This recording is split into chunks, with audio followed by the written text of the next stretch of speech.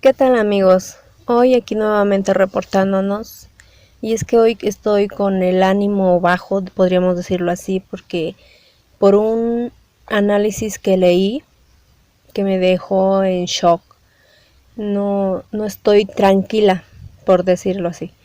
Este análisis fue publicado por Proceso y se los voy a leer para que me entiendan del por qué estoy preocupada. Y dice así: la derecha más rancia de México, en alianza con importantes actores internacionales, quieren tumbar a Andrés Manuel López Obrador. La radicalidad del presidente de la República con respecto al combate a la corrupción, la defensa de la soberanía nacional y la separación entre los sectores públicos y privado empieza a tocar intereses muy profundos. El objetivo de este grupo extremista sería terminar con la presidencia de López Obrador antes de que se cumplieran los primeros 2 años de su mandato, ya que en este caso se tendría que convocar a nuevas elecciones de acuerdo con el artículo 84 de la Constitución. Si lograran realizar su objetivo, esto sería muy preocupante porque otra vez vendría la corrupción en cuanto a las votaciones. Y eso sí es muy preocupante. Tiene razón Carlos Mendoza Aupetit, director del canal 6 de Julio, quien estrenará su nueva película En nombre de la libertad, cuarta transformación y ultraderecha el próximo 1 de agosto en el Centro Cultural José Martí. La derecha mexicana, cuyo líder más visible hoy es el fracasado expresidente Felipe Calderón, ha tomado la decisión de aplicar las estrategias elaboradas por el escritor Gene Sharp en su polémico texto De la dictadura a la democracia. Este texto de cabecera tanto para la CIA como para la USAID es una especie de manual para la implementación de golpes suaves en contra de gobiernos democráticamente electos, pero cuyas políticas chocan con los intereses de Washington y Wall Street. La estrategia de Sharp se enfoca sobre todo en el terreno de la guerra psicológica. Busca deslegitimar a las autoridades constitucionales y generar miedo entre la población a partir del control de los medios de comunicación, la infiltración de las redes sociales y la divulgación de noticias falsas, rumores e intrigas. De manera simultánea se promueven acciones directas, como marchas, protestas y bloqueos, para dar la impresión de que existiera una oposición auténtica al régimen. Estas movilizaciones también buscan provocar a la autoridad con el fin de viralizar imágenes de actos de represión de parte del gobierno. Y en este punto me da la sensación, no quiero pensar que esto ya está empezando. ¿Se acuerdan del pasado sábado y viernes donde se empezó una manifestación en Jalisco en contra del alza de los precios del servicio del transporte público? Pues no quiero pensar, o no sé si sea una coincidencia o esto esté empezando, porque eso habla mal un poco del gobierno. Esperemos que Andrés Manuel López Obrador lo solucione muy rápido, porque esto hace pensar mucho. Finalmente, una vez que se haya preparado bien el escenario en los terrenos psicológicos, mediáticos e internacionales, se lanza directamente en contra de las instituciones gubernamentales con llamados a la renuncia de los más altos funcionarios, incluyendo el mismo titular del Poder Ejecutivo. El rector de la Universidad Iberoamericana de la Ciudad de México, David Fernández Dávalos, también ha denunciado la existencia de un ataque de carácter clasista y permanente que se da en los terrenos ideológico, político y económico para que el gobierno del presidente López Obrador no tenga éxito. Pues hasta ahorita va muy bien nuestro presidente, pero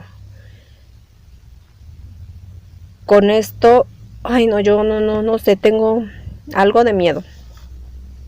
A quienes dicen que López Obrador no cuenta con contrapesos, Fernández Dávalos responde que tiene los contrapesos de los grandes capitales del país, de la prensa, de los canales de televisión, pues si bien no tiene contrapesos de carácter político electoral o del funcionariado, esto se debe a que las élites surgidas del porfiriato desde 1910 están siendo desplazadas del control político de México, más no del control económico. De acuerdo con el rector, los motivos por los ataques en contra de López Obrador no son ideológicos, sino estrictamente en defensa de sus intereses. Protestan por el fin de la condonación fiscal, por la lucha contra la corrupción que fue la que hizo despegar a los grandes capitales de hoy. Protestan por la cancelación del nuevo aeropuerto de México, porque había un negocio multimillonario alrededor que obviamente perdieron. Por el tema de la refinería de Dos Bocas, porque sustituye importaciones que también son manejadas por estos grupos. Por el control de las compras gubernamentales, porque también han sido desplazados. Sí, ese es el más grande de su enojo de ellos, haber perdido tantas tranzas multimillonarias que hacían. En su importante comentario sobre este discurso de Fernández Dávalos, Néstor Martínez Cristo, coordinador de comunicación social de la UNAM, ha escrito que las universidades todas, aún las más elitistas o las de derecha, tienen hoy la oportunidad histórica de ser las herramientas que encabecen y orienten los esfuerzos de una sociedad mexicana podrida, clasista, a la que le urge transformarse.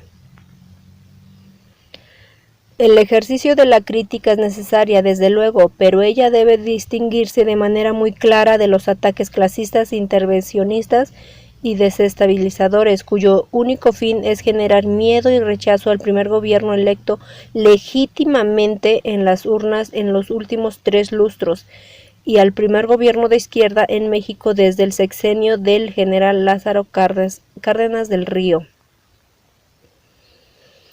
En general, se confunden aquellos periodistas académicos y comentaristas que creen que para cuidar su objetividad o independencia deben atacar despiadadamente a López Obrador, como si fuera igual a Enrique Peña Nieto. Actúan como si nada hubiera cambiado, como si México siguiera mal gobernado por un puñado de neoliberales corruptos cuyos únicos objetivos fuera llenar sus bolsillos y saquear a la nación. De esos, lamentablemente, siguen existiendo. Lo único bueno de esto es que ahorita ya con esto de las redes sociales ya no es tan fácil engañarnos, así que sean de cada información que vean, ustedes mismos pueden buscar en Google para ver diferentes opiniones y no quedarse con la primera que ven, de verdad.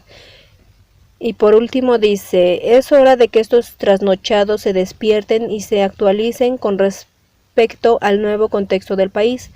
En lugar de rechazar el cambio, habría que abrazar la nueva coyuntura y poner nuestro granito de arena, cada quien desde su trinchera, para ayudar al emergente régimen a derrotar los sabotajes de los conservadores, cuyo único propósito es cuidar sus intereses y acabar con la esperanza del pueblo mexicano, la que ahorita tenemos y con la cual nos sentimos confiados, orgullosos. Bueno, al menos yo siento eso, que nuestro presidente va por buen camino, apenas lleva un poquito más de medio año en su gobierno y ya ha hecho muchísimas cosas.